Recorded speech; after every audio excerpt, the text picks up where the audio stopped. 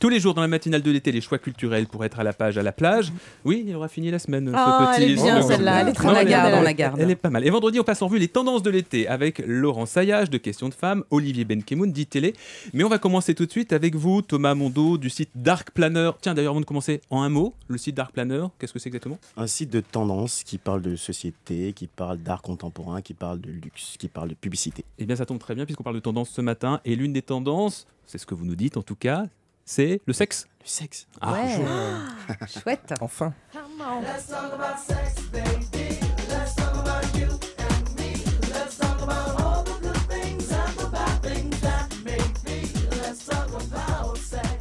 Ah, enfin juillet est là, ce beau mois qui fleure bon les vacances, le soleil, la farniente, les plaisirs. Car il faut bien le reconnaître, pour les Français, l'année a été particulièrement difficile. Crise immobilière, crise financière, crise sociale et maintenant même crise sportive. Merci les Bleus.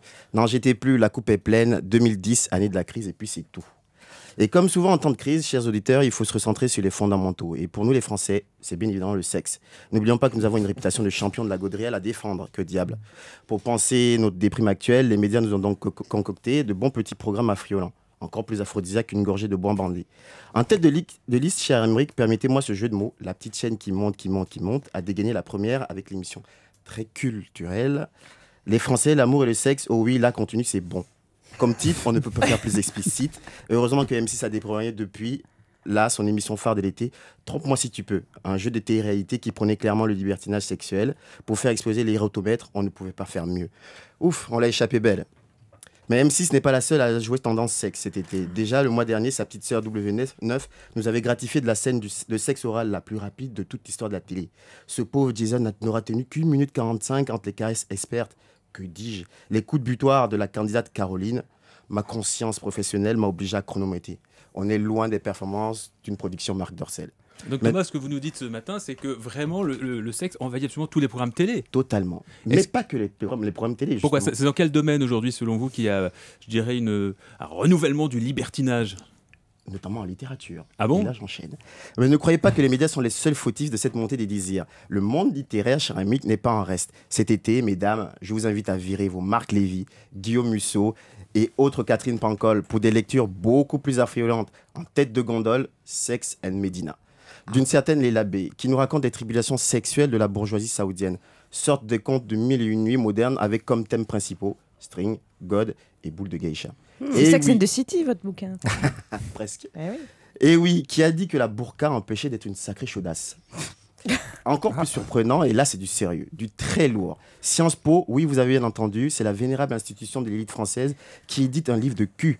Ça s'intitule L'Imparfaite et c'est un recueil érotique de 124 pages. Enfin, ce sont les étudiants de Sciences Po effectivement qui sont venus, qui ont fait une espèce de revue comme ça, ouais, que j'ai pu feuilleter. Ah. C'est soft. Alors, Non, c'est alors soft. Ça C'est dépend soft. Ce sont les élèves qui se mettent eux-mêmes en scène. C'est assez surprenant au départ quand on le lit. Mais c'est qui ? Non, c'est pas méchant, hein, franchement. Vous avez lu le premier tome en fait. Il y en a plusieurs. Ah, plusieurs tomes ? Ah, oui. Non, effectivement, Ça j'en va ai lu. crescendo. Donc, qui parle de sexe dans toutes ses formes, sans le moindre tabou. Le marquis de Sade aurait adoré. Au menu, dans ma audition à moi, sodomie, fétichisme, échangisme, sadomasochisme. Ouais, Si après ça, c'est fait avec des pincettes. Hein. si après ça vous nous... En plus avec les pincettes. Quelle Exactement. bonne remarque d'Olivier Benkemoun. Non, C'est un accessoire. qui se cache derrière son micro. Si après ça, vous ne croyez toujours pas aux vertus analgésiques de la tendance sexe de cet été, je vous invite à regarder le nouveau clip de Ti Amo de la tigresse Rihanna en duo avec notre Laetitia Casta nationale. On se caresse, on se frappe, on se tire les cheveux, on se lèche, on s'excite. Jamais encore une Marianne n'était apparue à quatre pattes, les fesses offertes. Et pour la version masculine, c'est ce cher Marc Lavoine qui s'y colle dans son dernier clip Demande-moi. Demande-moi la lune, demande-moi les clés, demande-moi de te suivre, je te suis. Enfin, Marc Lavoine, c'est un habitué un peu quand même. Non, c'est vrai, des chansons un petit peu sulfureuses, on se souvient. Bascule avec moi, par exemple, tiens, dans les années 80. Le clip. Le clip, ouais, le clip. Même les paroles. Je sais Nous, on pas, veut bien je me souviens basculer du avec clip. Marc Lavoine. Hein. Ouais, Bon, éventuellement. Pourquoi ça ne m'étonne pas? Très bien, Laurence Ayache. Tiens, Laurence, puisque Mais déjà, puisque justement, vous êtes là. voilà. Non, mais c'est vrai, Thomas disait, parlait de ses caresses, etc. Je crois que c'est aussi une tendance que Quand vous on avez. parle de caresses, non, pardon, parce que l'événement de ce week-end, c'est pas Prince, c'est pas le début du Festival d'Avignon, c'est pas la finale de la Coupe du Monde. L'événement ce week-end, c'est ça. Vous avez pas vu Mirza? Ah ouais. Deuxième salon international du chien. Oui, mais Voilà, quand je parlais de caresses, c'était pas pour à rien. Villepinte, le 10 et 11 juillet se tient ce salon international. Attention, ça rassemble près de 7000 chiens, plus de 15 000 visiteurs l'année dernière en 2009, 300 races sont représentées sur 35 000 mètres carrés. Vous imaginez un petit peu? On parle pas d'un petit événement. Waouh, waouh, waouh. Énorme. Au programme, championnat de France du chien de race, mais attention, on juge la santé, la beauté, le comportement, la sociabilité du chien. Tout ça est très Le sérieux. vocabulaire. Le vocabulaire, exactement. Et des maîtres. Et des maîtres, alors ça c'est accessoire. Il y a également Après, les un chiens village... doivent aussi parler de leur projet dans la vie. Alors, ils disent C'est ça. moi, j'aimerais la paix dans le monde et tout. C'est ça, non? Ils sont interviewés La croquette. absolument. Il y a une séance de dédicace aussi, mais ça je vous en parlerai après. Il y a un village des races avec tous les clubs canins de France. Il y a cette année les chiens russes à l'honneur. Le Barzeuil est le prince russe de la jante canine, long, fin, les poils longs, petite tête pointue, exactement. Selon la littérature russe et allemande du 19e siècle, c'est un croisement entre le lévrier d'Asie et le chien polaire Laïka. Ça, c'était la petite page culturelle du salon du chien. Il y a des exposants qui nous proposent de la nourriture, des accessoires, des soins, des livres. Il y a également une démonstration pour les chiens de sport avec notamment l'obéissance rythmée. Ah bah. Et 1, je lève la patte. Et 2, je lève la tête. Et 3, je remue la tête. Non, ça a l'air passionnant. C'est où, rappelez-moi?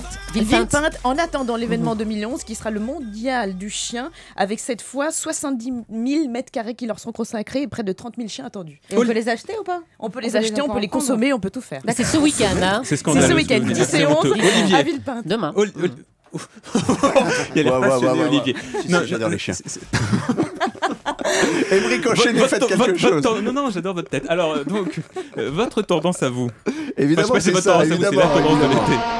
C'est indiscutablement, vous le savez tous, c'est l'objet de l'été, facile à rentrer dans un sac à main, dans son sac de plage, dans sa banane, et même dans son téléphone portable. Ah oui. Il va vous suivre partout, vous le savez, jusqu'à la fin août. Alors, petit rappel, et vous l'avez très bien dit, là, vous êtes là, c'est féminin. C'est là, vous êtes là. C'est une espèce de trompette hystérique, vous le savez, l'hystérie... Et les femmes, pas bon. Bon, allez, mais sifflez enfin, les femmes dans ce studio, vous pouvez pas laisser Mais dire on le ça. laisse s'enfoncer. Quelques précisions techniques sur la vuvuzela, ça joue en si bémol. Le Très son d'une important. vuvuzela peut atteindre important, 127 décibels à la sortie de l'instrument. Par comparaison, par exemple, dans une boîte de nuit, c'est limité à 105 décibels. Vous voyez la différence. Question, peut-on jouer de la vuvuzela En toutes circonstances. En toutes circonstances. Et peut-on jouer n'importe quoi? Illustration. Ah, le boléro. Pas mal. Oui, mais alors, C'est un peu fou. quel boléro interprété. Ah Mais bah, ça c'est fait, interprété par... des notes alors, Mais autres ça que fait le si bémol. exactement, interprété par 3 musiciens allemands impeccables d'un grand orchestre symphonique. Impeccable. On dirait du Non, symphonie. non, eux ils sont impeccables. Oui, eux ah bon, ils sont en d'accord. frac, ils Mais sont super. là, avec vos des- musiciens allemands, ils ont joué après la demi-finale. Non, non, c'était justement avant. Cette vidéo fait un carton sur Internet. Montre-moi ta longue vuvuzela, je te dirai qui tu es. C'est un peu le Ça proverbe va de pas, l'été. Olivier. Alors, Non, mais- preuve que c'est le cadeau tendance. Bah, cette semaine, Tom Cruise a reçu une vuvuzela. Il montrait qu'est-ce son qu'il en nouveau a fait film. Bah, ça, je ne sais pas. Rachida Dati a reçu une vuvuzela. Elle était en déplacement en Haute-Garonne pour une fête champêtre de l'UMP. Elle a promis de souffler dedans au sein du Parlement européen. Encore une preuve que c'est tendance. Un geôlier autrichien a customisé une vuvuzela en plastique. Elles sont toutes en plastique, à l'or blanc et diamant. C'est un russe, évidemment. Et pour un coût de 17 000 €. Voilà pour cet objet. Et pour terminer, vous savez que quand un objet devient culte, il est utilisé dans la pub. Il atteint son point culminant, en quelque sorte. Et on a vu apparaître cette semaine un spot pour une marque américaine de broyeurs. Et eux, chaque semaine, grosso modo, ils broient les objets les plus branchés. Ils ont broyé toute la gamme Apple, par exemple, Ouais. iPod, etc. Et donc là, c'est la vuvuzela qui a été broyée dans un bruit abominable. On la reconnaît.